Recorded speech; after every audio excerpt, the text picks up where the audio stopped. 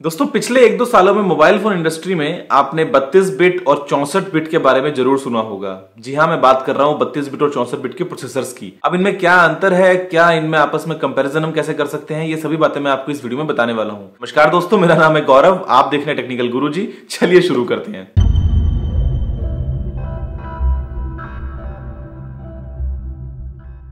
दोस्तों जहां तक 64 बिट के प्रोसेसर्स की बात है तो पहला ऐसा प्रोसेसर AMD ने 2003 में लॉन्च किया था कंप्यूटर्स के लिए, और उसके ठीक 10 साल बाद एप्पल ने 2013 में आईफोन 5S में अपना एप्पल A7 प्रोसेसर लॉन्च किया, जो कि एक 64 बिट का प्रोसेसर था। और उसके बाद से 2014-2015 में आपने लगभग देखा होगा कि आपको हर एक स्मार्टफोन की स्पेसिफिकेशन में देखने को मिलता है कि जो प्रोसेसर है वो 32 बिट का है या 64 बिट का है। और ऐसे में एक आम ग्राहक के लिए जानना बहुत ही जरूरी हो जाता है कि 32 बिट और 64 बिट में क्या अंतर है और हम इनको कैसे कंपेयर कर सकते हैं। तो देखिए, मैं आपको 3 ऐसे पॉइंट बताऊंगा जिसकी मदद से आप अच्छे से 32 बिट और 64 बिट के प्रोसेसर को कंपेयर कर पाएंगे। पहला जो पॉइंट है वो है मेमोरी एड्रेसिंग का। देखिए, एक 32 बिट का जो प्रोसेसर है वो सिर्फ 4 GB तक की रैम को ही काम में ले सकता है। अगर आपके फोन में या कंप्यूटर में 4 GB से ऊपर की रैम अगर आप यूज करते हैं तो आपको एक 64 बिट के प्रोसेसर का यूज करना पड़ेगा। ऐसा क्यों होता है? क्योंकि 32 बिट के प्रोसेसर में 32 बिट्स होती हैं, यानी कि 32 ऐसी वैल्यूज होती हैं जिनको आप अलग अलग 0 या 1 में चेंज कर सकते हैं। और वो जो 32 वैल्यू है वो सिर्फ 4 GB तक की मेमोरी का ही एड्रेस जो है वो अपने पास में स्टोर कर सकती है, जबकि एक 64 बिट का जो प्रोसेसर है वो 16 बिलियन गीगाबाइट्स तक का जो एड्रेस है वो अपने पास में स्टोर कर सकता है। हालांकि हमें इसकी जरूरत नहीं पड़ेगी आने वाले कई सालों तक, लेकिन फिर भी अगर आप 4 GB से ज्यादा की मेमोरी यूज करना चाहते हैं, 8, 16, 32, 64, 128 GB तक, तो आप एक 64 बिट के प्रोसेसर को काम में ले सकते हैं। दोस्तों दूसरी अगर मैं आपको बात बताऊं तो वो है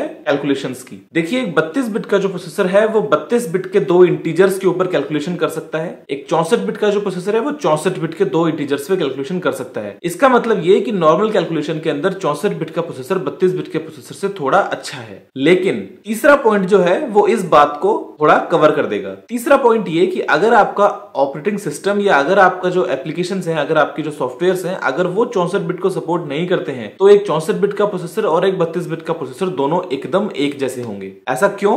क्योंकि आप ये मानिए कि अगर एक बॉक्सर है जो बहुत ही अच्छी बॉक्सिंग करता है, लेकिन अगर उसको एक कोच अच्छा नहीं मिलता है जो उससे उतनी अच्छी बॉक्सिंग करवा सके, तो इसका मतलब उस बॉक्सर के होने का कुछ फायदा नहीं है खास। इसी तरीके से जैसे कि मैं आपको बता रहा हूं कि एंड्रॉइड में मार्शमेलो, लॉलीपॉप वगैरह में आपको 64 बिट का सपोर्ट मिलता है, और आईफोन में आपको iOS 7 के बाद से 64 बिट का सपोर्ट मिलता है। अगर आपके पास में एक किटकैट वाला फोन है, मान लीजिए, अगर उसमें 64 बिट का प्रोसेसर भी लगा होगा तो भी वो किसी काम का नहीं है, क्योंकि ना तो आपके उस फोन में मेमोरी 4 GB से ज्यादा है और नहीं आपके उस फोन में जो कैलकुलेशंस वो कर सकता है उतनी कैलकुलेशन करवाने की काबिलियत उसके सॉफ्टवेयर में है। तो इसका मतलब ये कि आपके फोन में या तो आपको 4 GB से ज्यादा की मेमोरी हो तब आपको 64 बिट का प्रोसेसर चाहिए, या अगर आप एंड्रॉइड, लॉलीपॉप या मार्शमेलो वगैरह यूज करते हैं तो आपको 64 बिट के प्रोसेसर का एक फायदा है। इसके अलावा आपको 64 बिट के प्रोसेसर का कुछ खास फायदा नहीं है। अब एक और हम बात कर लेते हैं फोन की एप्लीकेशंस की। देखिए, OS ने तो 64 बिट को सपोर्ट कर दिया, लेकिन जब तक आपके फोन की एप्लीकेशंस भी 64 बिट पर नहीं चलेंगी तब तक भी आपके उस 64 बिट के प्रोसेसर का कुछ खास फायदा नहीं होने वाला है। जैसे कि अगर हम बात करें आज की डेट में एंड्रॉइड की, तो आपको सभी तरह के फोन्स देखने को मिलते हैं। काफी 32 बिट के हैं, काफी 64 बिट के हैं, सब तरह के आपको फोन्स देखने को मिलते हैं। और ऐसे में जो एप्लीकेशंस हैं वो सभी की सभी एप्लीकेशंस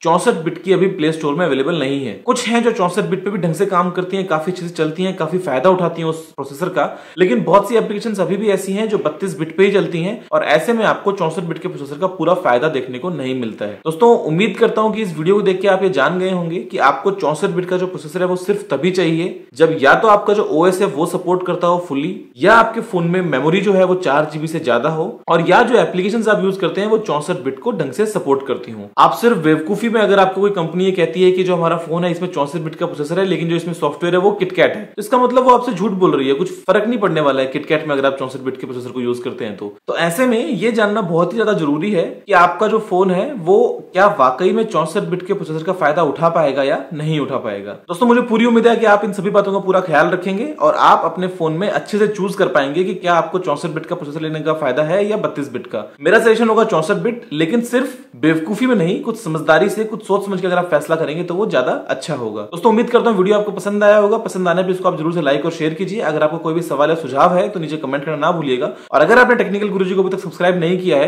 तो इस लाल बटन पर क्लिक करके आप चैनल को सब्सक्राइब कर सकते हैं। अभी के लिए इतना ही। जय हिंद, वंदे मातरम।